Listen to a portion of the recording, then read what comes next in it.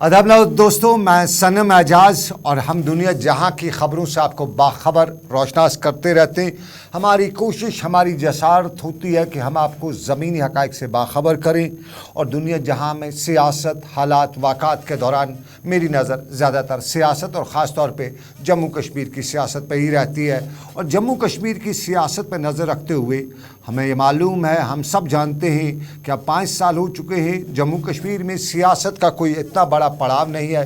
बीच में हमने कुछ बल्दियाती डीडीसी पीडीसी के जो इंतखाबात का सिलसिला देखा, उसमें भी किसी हद तक सियासत तो थी, लेकिन वो बड़ी सियासत नहीं थी। लेकिन सियासत से पहले जम्मू कश्मीर में हालात की अक्कासी के वाक़ात के मामलात सब कुछ देखते हुए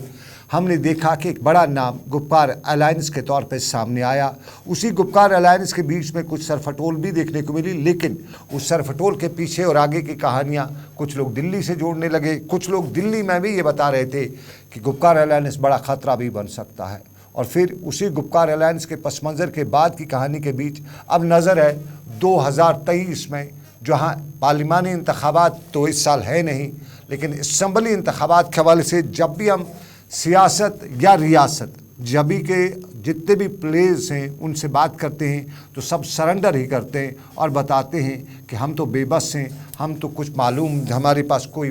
ख़बर है ही नहीं। ख़बर अगर कुछ है तो दिल्ली की, और दिल्ली में मर्ज़ी है, दिल्ली कब हुक्म देगा हम तैयार बैठे हैं। ये सरकारी तौर पे कहा जाता है। पॉलिटिशियंस से या दूसरे क्वार्टर से बात की जाती है, वो कहती है बिल्कुल जनाब,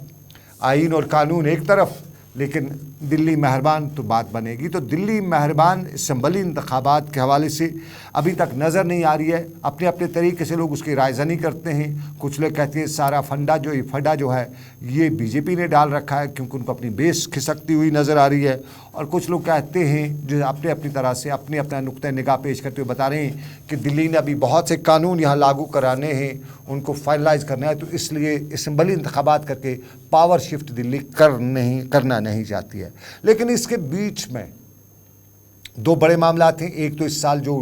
पंचायती बल्दियाती इंतखाबात होने जा रहे हैं, उस हवाले से सियासी जमातें कोई बड़ी बाज़गश्त ना भी करती हूँ, लेकिन कहीं न कहीं ताज़ियती मजालिस का सिलसिला जारी रखे हुए हैं और सभी जमातों ने अपने लीडरान, अपने कॉन्स्टिट्यूंसी इंचार्ज को ये अहकामात या ये बता दिया है कि फ़िलहाल लो प्रोफाइल रहते हुए ही इस तरह के जो ताज़ियती मजालिस हैं दूसरी जगह अपने वोटर, अपने कैडर के साथ जुड़ा रहे। लेकिन बड़ी हलचल जो है पार्लिमानी इंतखाबात की है, और इस वक्त नेशनल लेवल पे जो एक बड़े ग्रैंड अलायंस बने हुए हैं, बनने की कोशिश कर रहे हैं, उन्हीं ग्रैंड अलायंस में जम्मू कश्मीर का ग्रैंड अलायंस, जिस पे अगरचे उमर अब्दुल्ला ने कई बार बताया कि हमारा ग्रैंड अलायंस के हमारी 2-3 सीटें कोई इम्पैक्ट बड़ा नहीं कर पाती हैं, लेकिन शायद उमर अब्दुल्ला ये भूल गए हैं, सोच को भूल गए हैं। अगर उमर अब्दुल्ला को सैफुद्दीन सोज याद होते, उनका वो एक वोट याद होता, तो शायद उमर अब्दुल्ला ये बात नहीं करते। लेकिन बाकी जो लीडरशिप है जम्मू कश्मीर की, ख़ास तौर पे कश्मीर सेंट्रल जो पॉलिसी मेकर्स हैं या पॉलिटिशियंस हैं, उनकी राय ये है कि यहाँ आधे वोट की कीमत है, एक की तो बात ही नहीं है। उस आधे और एक वोट के बीच में फ़ारूक अब्दुल्ला रोज़ अव्वल से ही हमने देखा, जो हमने समझा या हमने लोगों से बात करके जो नतीजा अखज़ किया, फ़ारूक अब्दुल्ला गुपकार अलायंस को आगे ले जाने की कोशिश कर रहे हैं और उसमें वो किसी हद तक कामयाब भी हैं, क्योंकि नेशनल कॉन्फ्रेंस के फायर ब्रांड लीडर हैं, उनके सामने किसी की चल नहीं सकती है। तो फ़ारूक अब्दुल्ला का हुक्म जो है या फ़ारूक अब्दुल्ला की बात जो है वो पत्थर की लकीर है। तो गुपकार अलायंस आगे चलेगा, क्योंकि गुपकार अलायंस का दूसरा जोड़ीदार जो है वो पीडीपी है, बड़ा जोड़ीदार जो है वो पीडीपी है। और पीडीपी के सदर महबूबा मुफ्ती से जो निजी महफिलों में बात होती है, कहीं उनसे बातचीत करने का मौका मिलता है, तो वह यही मालूम होता है, वहाँ यही नतीजा अखज़ किया जा रहा है कि महबूबा मुफ्ती इस वक्त फ़ारूक अब्दुल्ला को मान रही है, उनके फ़ैसले को वह ये कह सकते हैं कि उनका जो भी फ़ैसला होगा उसको वो तन बरज़ा आगे ले जा रही है और उसकी मुखालफत नहीं कर रही है। तो फ़ारूक अब्दुल्ला अगर ग्रैंड अलायंस का बोल रहे हैं तो महबूबा मुफ्ती उसकी मुखालफत न कर रही है, न कर सकती है, न उसको हालात, ज़मीनी हक़ाइक़ इसकी इजाज़त भी देंगे, क्योंकि आवाम की बड़ी आबादी जो है, लगभग मैं कह सकता हूँ 70 से 80% आबादी जो कश्मीर डिवीज़न की है, वो ग्रैंड अलायंस की बात कर रही है, गुपकार अलायंस की बात कर रही है, और वो चाहते हैं कि यहाँ की सियासी जमातें जो है वो इकट्ठे रहें और आगे क्या, क्योंकि इन 5 सालों के दौरान या पिछले 5-8 सालों के दौरान जो कुछ भी हुआ है उससे एक कश्मीरी, एक आम शहरी को बहुत कुछ झेलना पड़ रहा है, और उसी गुपकार अलायंस का जवाब भी दें। और फिर जब पार्लिमानी इंतखाबात की बात आ रही है तो कश्मीर की लीडरशिप जो है पॉलिटिकल पार्टीज़ पे बड़ा प्रेशर बना चुकी है। जो सेकंड और थर्ड लाइन जो लीडरशिप है वो पॉलिटिकल पार्टीज़ पे बड़ा प्रेशर बना रही है, क्योंकि आवाम का प्रेशर उन पे है। और आवाम ख़ासतौर पे नौजवान जो हैं वो ये मानते हैं, ये समझते हैं कि पिछले 500 लोगों के दौरान जो हमारी लीडरशिप पार्लियामेंट में गई वो कोई काबिल कदर कारनामा या काबिल कदर रोल वहाँ पे अंजाम नहीं दे सकी। तो अब की बार जो लीडरशिप दिल्ली जाएगी वो फायर ब्रांड हो, जो बात कर सके, जो दहला सके। तो दिल्ली को दहलाने के लिए किन किन नामों पे तजवीज़ किया जा रहा है? साहब जाहिर है गुपकार अलायंस हो रहा है, तो गुपकार अलायंस पे फारूक अब्दुल्ला साहब श्रीनगर से खुद लड़ने की बात नहीं कर रहे हैं, बल्कि नेशनल कॉन्फ्रेंस खेल के बता रहे हैं कि श्रीनगर से नेशनल कॉन्फ्रेंस सीट ले और नेशनल कॉन्फ्रेंस यहाँ पे कोलिशन में पीडीपी के साथ मिल के प्री पोल अलायंस करके इलेक्शन लड़े और फारूक अब्दुल्ला साहब के फर्जंद उमर अब्दुल्ला श्रीनगर से ज्वाइंट कैंडिडेट हूँ, ताकि एक फायर ब्रांड आवाज़ जो है वो पार्लियामेंट में जा सके। कुछ लोगों को फारूक अब्दुल्ला की जब वो पार्लियामेंट में थे वो तकरीर वहाँ की आज भी याद आ रही है। तो कुछ लोग ये भी समझ रहे हैं कि शायद अभी उमर अब्दुल्ला में वो दमखम है, अभी वो उसी अंदाज में वहाँ कुछ दहला सकते हैं, कुछ दिलावरी दिखा सकते हैं। लेकिन इसके साथ साथ श्रीनगर की बात आ रही है, नॉर्थ कश्मीर, साउथ कश्मीर की बात की जा रही है। तो लोगों का बड़ा मन जो लोगों का है वो ये भी कह रहे हैं कि वहाँ से जो है नेशनल कॉन्फ्रेंस जो है वो अलायंस करे पीडीपी के साथ, और यहाँ से पीडीपी सदर महबूबा मुफ्ती को पार्लियामेंट भेजा जाए, क्योंकि महबूबा मुफ्ती के जो अब तक का रोल रहा है,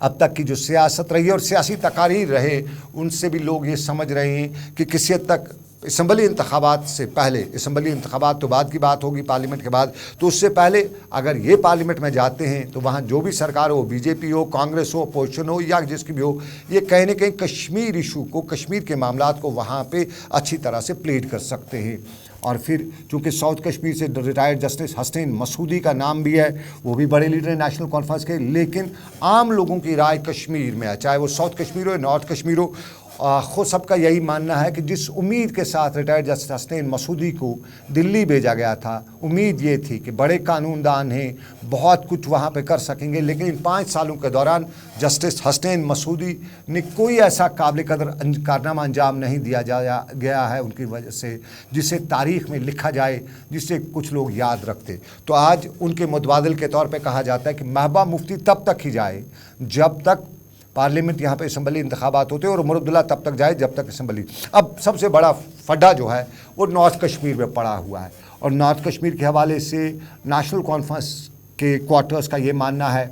कि नॉर्थ कश्मीर में भी वो सीट जो है वो नॉर्थ कश्मीर को दी जाए। और उसमें पीडीपी के भी कुछ हल्के कहते हैं कि बिल्कुल सही है, ये नॉर्थ कश्मीर में भी नेशनल कॉन्फ्रेंस का ही पार्लियामेंट मेंबर होना चाहिए। और उसके लिए अब नेशनल चूँकि पीडीपी को भी वहाँ कोई ऐसा फेस नहीं है जिसे वो प्रोजेक्ट कर सके, और नेशनल कॉन्फ्रेंस के लिए भी ऐसा कोई पब्लिक इमेज वाला फेस नहीं है। नेशनल कॉन्फ्रेंस के पास बड़ी लीडरशिप है, लेकिन ऐसा कोई लीडर नहीं है जो नेशनल लेवल पर जाके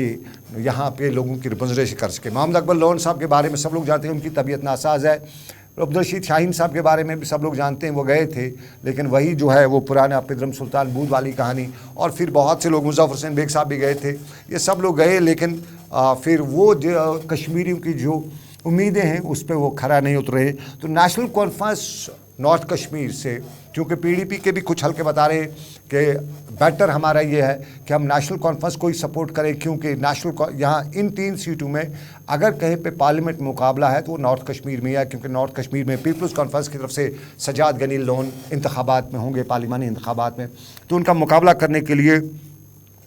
यहाँ पे 2 जमातें पीडीपी और नेशनल कॉन्फ्रेंस मुत्तहिद होकर इलेक्शन लड़ रही है। और इसमें जो कंसेंसस है नेशनल कॉन्फ्रेंस की लीडरशिप का, वो एक नाम पे बन रहा है, और वो नाम है मीर सैफुल्लाह का। और उसकी वजूहत है, कुपवाड़ा जो है वो पीपल्स कॉन्फ्रेंस का गढ़ भी माना जाता है, बेस भी माना जाता है। गढ़ तो नहीं कहेंगे, बेस कहेंगे। वहाँ की कुछ हंदवाड़ा सीट है, कुपवाड़ा सीट है, वहाँ पे पीपल्स कॉन्फ्रेंस को अच्छा वोट है। तो माना ये जा रहा है कि सजाद गनी लोन के मुकाबले अगर मीर सैफुल्लाह को खड़ा किया जाए, मीर सैफुल्लाह नॉर्थ कश्मीर से नेशनल कॉन्फ्रेंस के बड़े लीडर है, और पार्लियामेंट में वो पिछले जो है नेशनल कॉन्फ्रेंस की सरकार में वज़ीर भी रहे, और उनकी अपने इलाके में, हंदवाड़ा के इलाकों में, कुपवाड़ा, करालपुरा, टंगडार, लोलाब, इस एरिया में बड़ी पहुंच भी है, पकड़ भी है। तो ये न सिर्फ पीपल्स कॉन्फ्रेंस को वहाँ पे वहाँ पे उनका जवाब दे सकती थी। उसके आगे भी फिर पीपल्स कॉन्फ्रेंस के मुकाबले में यहाँ जो उनकी बाकी लीडरशिप है, चाहे वो बांडीपुरा हो, चूँकि आपकी कुपवाड़ा की सीट जो है, ये पार्लिमानी सीट बारामूला कुपवाड़ा ये जो टंगमर्ग तक फैली हुई है, तो यहाँ पे एक बड़ा मुकाबला जो है मीर सैफुल्लाह जो है उसका मुकाबला सजाद गनी लोन नहीं कर सकते। जबकि अगर किसी और एरिया का, बांडीपुरा कहीं और का कोई लीडरशिप आ ही जाता है तो फिर कुपवाड़ा, नॉर्थ कश्मीर के कुपवाड़ा डिस्ट्रिक्ट से सजाद को फुल फ्लेजेड वोट चले जाएंगे, तो वो उसके लिए उन लोगों के लिए ख़तरे की। तो कुल मिला के नॉर्थ कश्मीर से फ़िलहाल नेशनल कॉन्फ्रेंस का जो मुजवज़ा जो हम कहेंगे या फेज़ जो है इस वक्त मीर सैफुल्लाह निकल के सामने आ रहा है। और इसमें कल जो है टंगमर्ग के द्रंग इलाके में कल जो नेशनल कॉन्फ्रेंस के नॉर्थ जोन की मीटिंग है, वो हतमी मीटिंग में उसमें फ़ैसला भी हमारे ज़राए कहते हैं लिया जा सकता है। लेकिन बड़ा इंपॉर्टेंट सवाल है जम्मू में कांग्रेस कहती है कि जम्मू का खिता जो है कश्मीर में हम आपको पूरी तरह से सपोर्ट करेंगे। तो जम्मू में कांग्रेस का है वो पीडीपी और नेशनल कॉन्फ्रेंस दोनों को बता रही है कि आप अपने कैंडिडेट्स खड़ा ना कीजिएगा, हमें सपोर्ट करिएगा और उस सपोर्ट के बाद हम हमारा कैंडिडेट। लेकिन जम्मू में हरीशदेव सिंह भी हैं, कहीं ना कहीं उनके बारे में खबरें आ रही हैं कि वो भी इस वक्त मन बना चुके हैं कि वो नेशनल कांग्रेस को ही सपोर्ट करें। और कुछ खबरें ये भी हैं कि चौधरी लाल सिंह भी कांग्रेस को सपोर्ट करना चाहते हैं इस वक्त जम्मू में, क्योंकि चौधरी लाल सिंह का भी एक बड़ा पैकेट है, हरीशदेव सिंह का भी एक बड़ा जो पॉकेट है, तो वो वहाँ पर है। और फिर खिते पीर पंचाल जो है डोडा, ये जो राजौरी का निचला साइड वाला इलाका या दूसरे इलाके, उसमें भी एक अच्छा खासा जो इन्फ्लुएंस है नेशनल कॉन्फ्रेंस और पीडीपी का, उसके साथ साथ आम आदमी पार्टी वहाँ पे है। तो ये सारी चीज़ें तो जॉइंटली जो है जम्मू कश्मीर में जमातें जो इलेक्शन लड़ना चाहती हैं, लेकिन बड़ा फायदा जो है वो लद्दाख में पड़ रहा है। और हमारे जो ज़राया हैं उनका यही मानना है कि लद्दाख में जो वहाँ पे जो इस वक्त अलायंस चल रहा है, पब्लिक अलायंस, वो लद्दाख करगिल जो है, करगिल लेह जो अलायंस है, जो सरकार के सामने खड़ा है और बातचीत का सिलसिला भी उनका सरकार से चला है, उनके साथ इस वक्त नेशनल कॉन्फ्रेंस पीडीपी और कांग्रेस की बातचीत चल रही है। और उनका माना जा रहा है कि नेशनल कॉन्फ्रेंस चाहती है कि वो लद्दाख की सीट जो है वो नेशनल कॉन्फ्रेंस को दी जाए, क्योंकि उनका मानना है कि उन्हें लेह में भी अच्छा खासा वोट है उनके पास और करगिल में उनके पास बहुत खासा वोट है, तो वो नेशनल कॉन्फ्रेंस को दी जाए। ताहम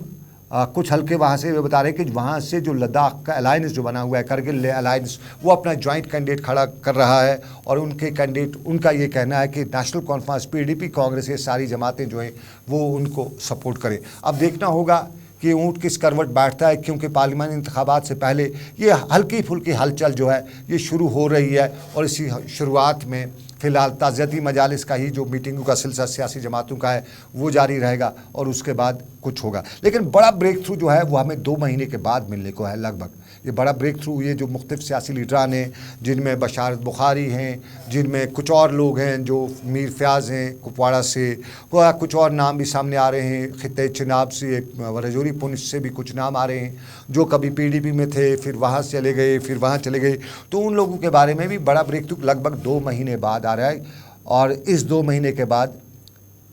जो दिल्ली में हमारे ज़राए वो ये कहने कि कोई नई दुकान खुलने वाली है नहीं, क्योंकि अब इतनी फंडिंग तो होगी नहीं, अब इतनी फंड तो होनी नहीं है। दिल्ली समझ चुकी है कि किसकी यहाँ पे कितनी क्या पकड़ है, तो कोई बड़ी दुकान तो खुलने वाली नहीं है। वही पुरानी जो छोटी परचून वरचून बेच रही है तो उन्हीं पे काम चलेगा। तो इसी परचून की दुकानों के बीच में ये जो लोग हैं ये क्या करेंगे। 2 महीने बाद हमारे पास बड़ी ज़राया से खबर आई है कि ये घर वापसी भी कर सकते हैं कुछ, और कुछ इधर उधर हाँकेंगे भी, लेकिन कुछ बड़े नाम आ रहे। तो ये लगभग थोड़ा सा इंतज़ार आपको करना पड़ेगा। तब तक के लिए उस इंतज़ार के लिए आप हमारे साथ जुड़े रहिएगा। लेकिन मुझे दीजिएगा इजाज़त, रखें अपना ख्याल, अल्लाह हाफिज़।